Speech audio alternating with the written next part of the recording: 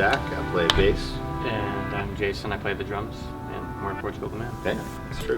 What was your original vision for 2020? A deep breath for everyone. I think obviously we were, itching to do a lot of shows. Yeah. And geez, I mean, I love touring to a degree. Something like a 50-50, but yeah, I mean, it hurts to not play shows and also see them, because I do enjoy the process of live music. I miss volume, man. I miss volume that. as well. Like, that's another thing. I'm at home freaking out about volume, and I tell the wife and child that they have to go outside for a little bit every once in a while so I can crank the stereo. Dad needs to rock. I got a pretty loud system in my truck, but it's not the same. It doesn't really kick you in the gut like a good PA system does. Yeah. So it's fun to get loud. It's real fun to get loud again.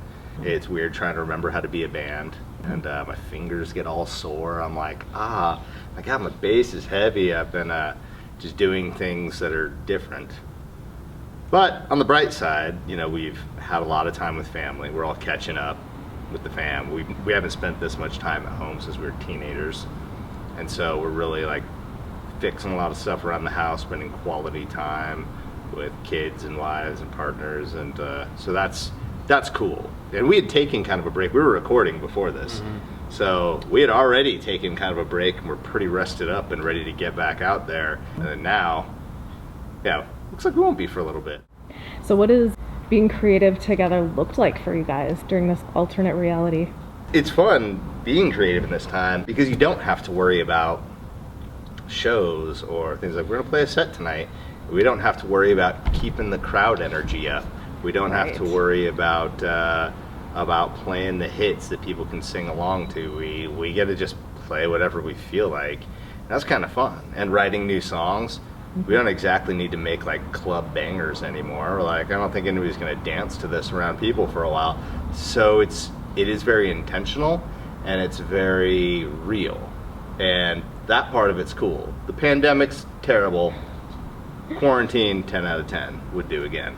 But yeah, but it is scary, not knowing how we're gonna do it and at what capacity we're gonna do it. I always like challenges and things that force us to think outside of the box, like how to do socially distant shows with artistic intent.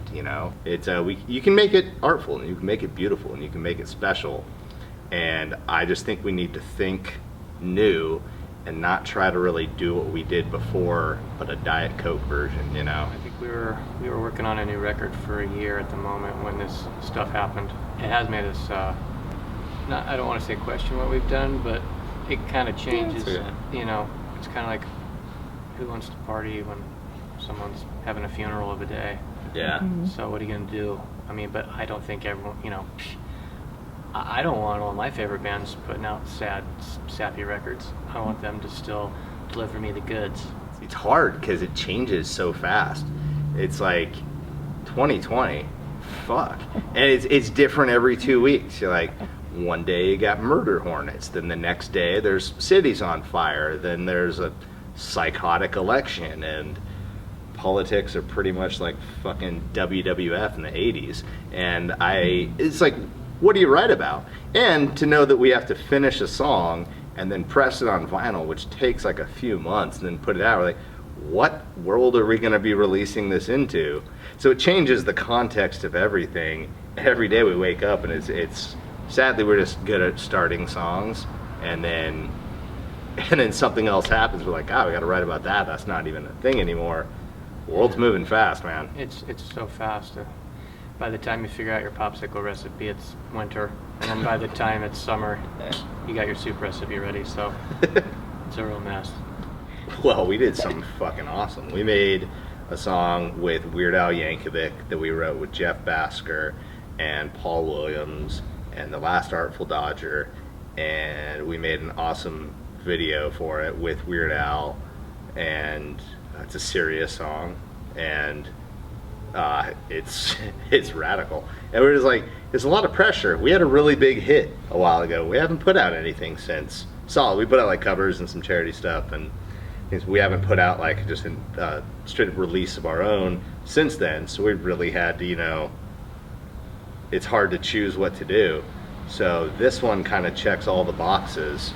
It was like, we're gonna do a song with Weird Al and make a video with all our best friends at like on the river that we live in our backyard. Yeah, it's like a serious song that might make you smirk or possibly bust up laughing a little bit. Yeah, you know? I mean, that's the beauty of Weird Al. Is like that's the beauty of why we like Weird Al, and also our personalities. You know, I think we take ourselves real seriously and not seriously at all at the same time.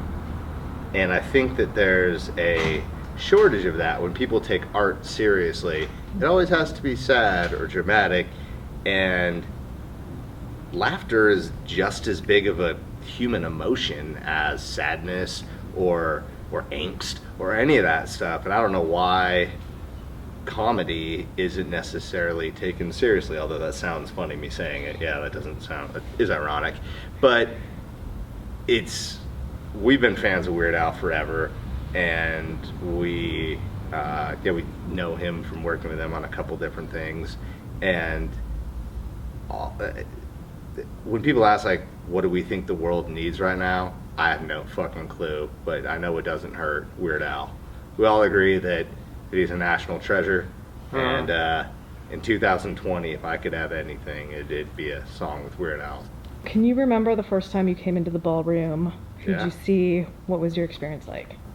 I think the first time I was here was in the late '90s for a Floater concert. Me too, really? Right, and he might have been at the same show. This place is famous, but I love that it's a Deadhead joint, or so it seems. The first thing that I noticed, obviously, was the bouncy floors. That really kind of startles you. Nobody When you're a told me. first-timer. Yeah, your first time there, everybody's like, "Oh shit!" The floating floors. I didn't know that was a thing, so yeah. I thought it was coming down. When people are like partying and jumping, you like actually can't just stand still. Yeah. You can't stand. You're kind of like dribbling. Yeah. You're just trembling because people are partying, and you're like, well, hey, calm down, everybody. Yeah. Try to stand. And when the particular substances I happened to be on that night, it was shocking, and then real cool. Okay, so legend has it that the first time you guys had a tour bus, we were the first stop. Yeah. Can you talk about that tour? So yes, we spent about 10 years, exactly 10 years, in a van and trailer. We lived in it. We were all homeless for most of that time, and we were in a band before this too, so we spent a lot of time in the van, a lot of time packing our own gear. We didn't have a crew. We had like one or two extra people, so we were still loading it ourselves and setting up stage ourselves and everything. But our very first tour bus was here, and we got to rehearse. We actually like rented a lighting rig, and we got to rehearse here for a day or two before we set out on tour. And the first time the bus rolled up was here. We first walked onto the tour bus. We went and got some champagne, like Cook's or some $3 champagne or some shit. And we're trying to figure out the stereo. We just turned it on, and it was randomly on NRK. And the song that we had out on the radio at the time literally just started as soon as we turned it on. And it was just kind of one of those what the fuck moments. It was pretty amazing. And we were just like, man, this is weird. So we sat and just looked out the window of the bus as we pulled out of Portland, and yeah, first time I ever got on our own tour bus was here. Any thoughts on going from spectator to what it was like to play on this stage first time? This was absolutely a huge milestone for us. It's different having those in your hometown, and every time we got to like a different level or something, it's so cool. This was a big one, and because it took a while for us as well. We got like kind of popular everywhere else, and Portland was kind of the last one to really embrace us. But then they did, and they did it like super hard. It was rap. I get it. We're not from here. He's from here. We're from Alaska, so it took a while. We had to live here, but we've been here 20 years, and a lot has changed since then. But yeah, this place is just beautiful, historic, and yeah, coming out and playing this place, you don't think about it till later. You just kind of like go on autopilot and don't psych yourself out. We always kind of black out at shows. I never think about things till afterwards. I just kind of go into robot mode. And the biggest mistake we never talk about it, but we always started doing tours starting here, and I said, Yeah. that is stupid. Yeah, Why don't we end here so we're tight? Yeah. And Portland ready has to so go. many bad shows from us just because Yeah. we don't practice. If you've been hanging out at all, this is the most we practiced in like 2 years today. And we get together a lot and we go to the practice space a lot. We're like, as a full band, we fucking never have all of our members there. Like 3 of us or 4 of us hit it pretty regularly, but like never all of us. And so when we first start out, we have no idea what we're doing on a tour until we're 2 weeks in. And so we used to always start here because that just makes sense because we're here. But we swapped that, and that was a very good call. How did you guys end up doing this here? The plan didn't actually work out this way, but we were going to do a bunch of little shows kind of all over the place.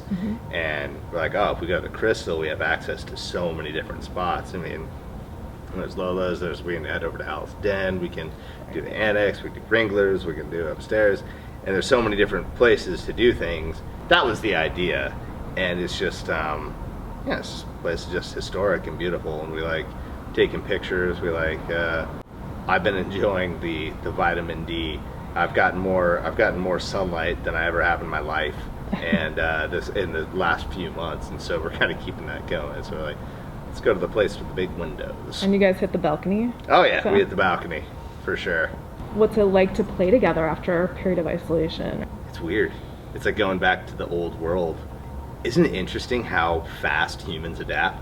Like I'll be watching a movie where like 2 strangers meet and they shake hands. I'm like, what are you doing? I'm like, that's so weird because only like I've been shaking hands my whole life until just a few months ago. But I'm like, no, it's very weird how quickly humans adapt to like the new normal. I'm never touching a person again. I'm so grossed out. Well, any thoughts about what it's like to bring music back into this space? Well, I mean, I'm just honored to be the band to do it. You know, I suppose there could be a couple, but kind of sort of have to give us a call first. I'm pumped, and we're doing it's a good cause. I mean, we got to, we got to do something because people miss shows. We miss shows. Everybody misses shows, and it's going to be a little bit. And so we got to work on our sense of delayed gratification, and we got to do something now. Just like everything, just like the environment, just like voting, just like all the causes, you have to invest in your future. And that doesn't just mean like monetarily. With this, I guess it obviously is. People are looking for donations to try to get to save the stages. We all got to keep places like this special, and you can tell in just a building like this, it's just written all over the wall. It's just like, it needs those vibrations. Not just the acid that I'm on, it's like walls breathe, floors live, like everything has a vibration and new frequencies. And places like this, you can really feel the walls do speak, and they sing, and they resonate, and it's meant to be filled with people, it's meant to be filled with vibrations. So we just cannot forget about that. And I know there's a lot of shit going on, but if you can, help out, because a lot of these places are going to go away. This happens to be owned by a pretty solid company, and so they're going to, things will probably be okay for this particular place, but there's so many historic, beautiful venues that are not going to be okay, and you can do something about that. And we're going to do something about that. Let's do something about it together.